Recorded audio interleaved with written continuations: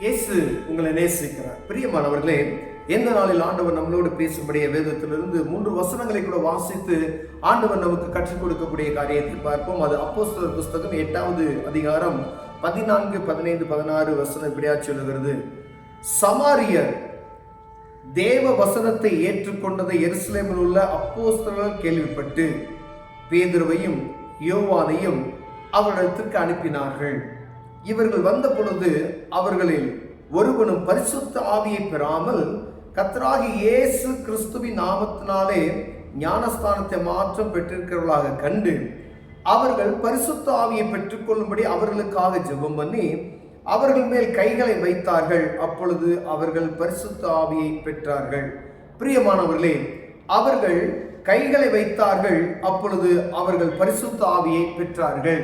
நீங்க ஆண்டவருடைய வார்த்தை பாருங்க, அவர்கள் கைகளை வைத்தார்கள். நீங்கள் யார் மேல கைகளை வைத்து அவருக்காக ஜெபிக்கிறீர்களோ அவர்கள் பரிசுத்த ஆவியை பெற்றுக்கொள்வார்கள் என்று ஆண்டவர் சொல்லியிருந்தார். இப்போ பாருங்க, மேலறையில காத்திருந்து அந்த 120 பேர் அபிஷேகத்தால் நிரப்பப்பட்டு பரிசுத்த ஆவியின் அபிஷேகத்தால் நிரப்பப்பட்டதை நாம் அறிந்திருக்கிறோம். பற்பல பாஷைகளை பேசினார்கள். 2025 ஆண்டுகளுக்கு முன்பதாகவே பாருங்க, சபையில என்ன சொல்லப்படுகிறதுனா, இயேசு கிறிஸ்துவின் நாமத்தினால ஞானஸ்தானத்தை நீங்கள் கொடுத்து விட்டீர்கள். அது ஒரு ஞானஸ்தானம் அவர்களுக்கு கொடுத்து விட்டார்கள். ஆனா பரிசுத்த ஆவியினாலே அபிஷேகம் பெறும்படியாய், இந்த பரிசுத்த ஆவியானவரை பெற்றுக்கொள்ளும்படியாய் இவர்கள் 2 பேர் வாஞ்சிக்கிறத பாருங்க. அப்ப போய் அவர்கள் மேல் கரங்களை வைத்து ஜெபம் பண்ணி பரிசுத்த ஆவிக்காய் ஜெபிக்கிறார்கள்.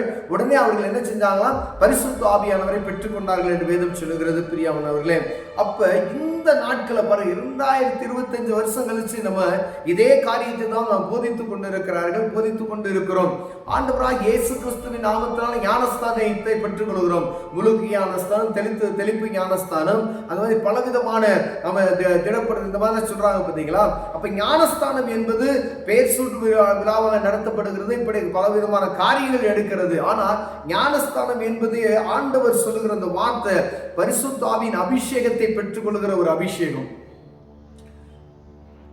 பாவத்துக்கு மரித்து நீதிக்கு பிழைக்கக்கூடிய ஒரு அனுபவம். அதாவது ஒரு வாலிபனா இருக்கக்கூடிய, இது பாவம், இது பாவம் அல்ல அப்படின்னு சொல்லக்கூடிய ஒரு காரியம் அவனுக்கு அறியும் பொழுது அதை விட்டு விலகி தேவ சமூகத்துல போய் மனதார பாவ அறிக்கை பண்ணி அந்த மூழ்கி ஞானஸ்தானம் எடுக்கிறாங்க. அது மூழ்கி ஞானஸ்தானம். அப்படி ஞானஸ்தானம் எடுத்ததுக்கு பின்பதாக கூட பரிசுத்த ஆவியின் அபிஷேகத்தை என்ன செய்யறாங்க, பெறாமல் இருக்கிறார்கள். இப்போ சின்ன பிள்ளைல நம்ம சிஎஸ்சி சர்ச்ல எல்லாம் கொடுக்குறாங்க பார்த்தீங்களா, சின்ன பிள்ளையிலே ஒரு ஞானஸ்தானத்தை கொடுக்குறாங்க. இயேசுவின் நாமத்தினாலே ஞானஸ்தானம். இதே போலதான் சமாரியால் இருக்கிறவர்கள் 2025 வருடங்களுக்கு முன்பதாக எழுதப்பட்ட இந்த வார்த்தைகள் அவர்கள் பரிசுத்த ஆவியின் அபிஷேகத்தை பெறாதவர்களாய் இருந்தார்கள் என்று சொல்லி இவர்கள் பேதுருவும் அப்போஸ்தலரும் போய் அவர்கள் மேல் கரங்களை வைத்து ஜெபிக்கிறார்கள். அப்படியானால் 2025 வருடங்களுக்கு முன்பதாக இருக்கப்பட்ட அந்த பாரம் நமக்குள் ஏன் இல்லாமல் போய்விட்டது? இந்த நாட்கள்ல சபையில் இருக்கக்கூடிய ஒவ்வொருவருக்கும், இயேசுவின் நாமத்தினாலே ஞானஸ்தானம் பெற்ற ஒவ்வொருவருக்கும், ஏதோ ஒரு சர்ச் நீங்க ஞானஸ்தானத்தை பெற்றிருப்பீங்க.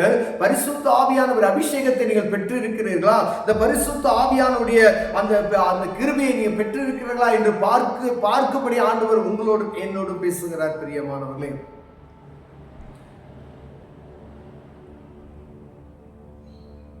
இவர்கள் வந்த போது அவர்கள் ஒருவனும் பரிசுத்த ஆவியை பெறாமல் கர்த்தராகிய இயேசுவின் நாமத்தினால் ஞானஸ்தானத்தை மாத்திரம் பெற்றிருக்கிறவர்களாக கண்டு அவர்கள் பரிசுத்த ஆவியை பெற்றுக்கொள்ளும்படி அவர்களுக்காக ஜெபம் பண்ணி, அவர்களுக்காக அவங்க ஜெபம் பண்றாங்க பரிசுத்த ஆவியின் அபிஷேகத்தை. அப்ப நம்ம அபிஷேகத்தை நம்ம ஜெபம் செய்து அந்த ஞானஸ்தானம் எடுக்கப்பட்டவர்களுக்காய் ஜெபம் பண்ணி பரிசுத்த ஆவியானவர்கள் மீது ஊற்றப்படுவார். அப்பொழுதுதான் அந்த பரிசுத்த ஆவியின் அபிஷேகத்தை ஒவ்வொருவரும் பெற்றுக்கொள்ள முடியும். அந்த ஆவியின் நிறைவுதலை நாம் பெற முடியும். பிரியமானவர்களே, அப்ப பரிசுத்த ஆவியானவர் வேணும்ன்ற வாஞ்சி எனக்கு வேணும்.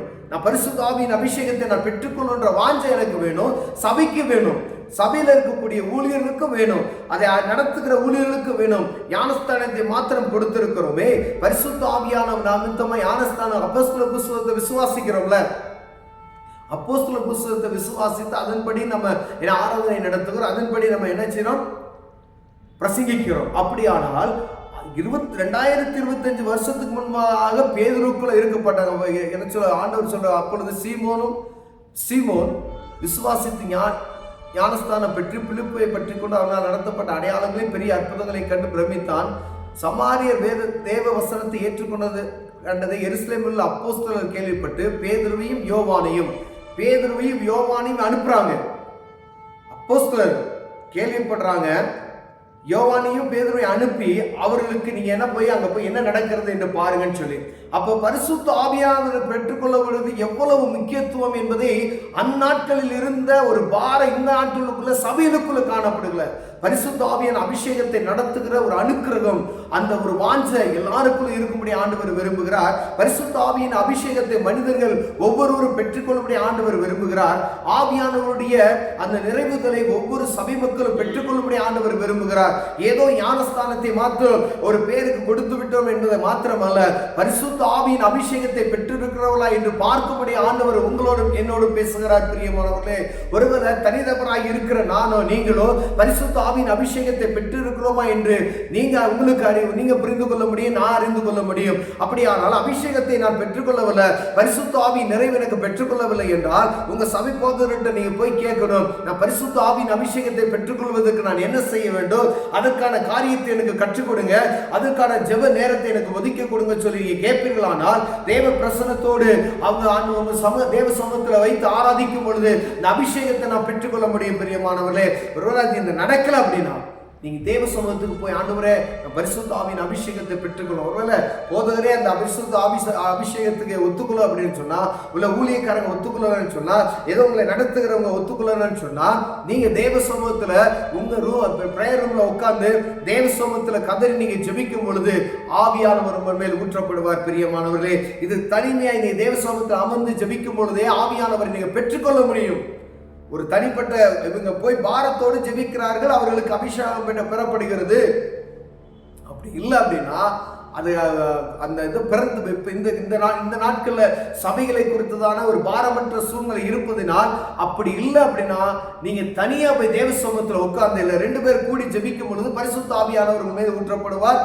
அது வாஞ்சையோடு நீங்கள் ஜெபிக்கும் பொழுது வேற பரிசுத்த ஆவியின் அபிஷேகத்தை வேணும்னு சொல்லி விரும்புகிறவர்கள் பெறாமல் இருந்தா, நான் ஞானஸ்தானத்தை எடுத்துட்டேன், நான் பரிசுத்த ஆவியின் அபிஷேகத்தை நான் ஒன்றும் பெறல அப்படின்னு சொன்னா தேவ சமூகத்தில் அமர்ந்து காத்திருந்து புது பலனை பெற்றுக்கொள்ளுங்கள். அப்பொழுது கழுகுகளை போல சட்டைகள் எடுத்து உயர பறக்க கர்த்தர் உங்களை ஆசீர்வதிப்பாராக. கண்களை மூடுவோம், ஜெபம் செய்வோம். அன்பின் தகப்பனே, பரிசுத்த ஆவியின் அபிஷேகத்தை பெற்றுக்கொள்ள தேவன் எங்களுக்கு உதவி செய்யுங்க ஆண்டவரே. பெறாதவர்கள் ஒவ்வொருவரும் அந்த அபிஷேகத்தை பெற்றுக்கொள்ளும்படி இயேசுவின் நாமத்தினால் ஜெபிக்கிறோம்.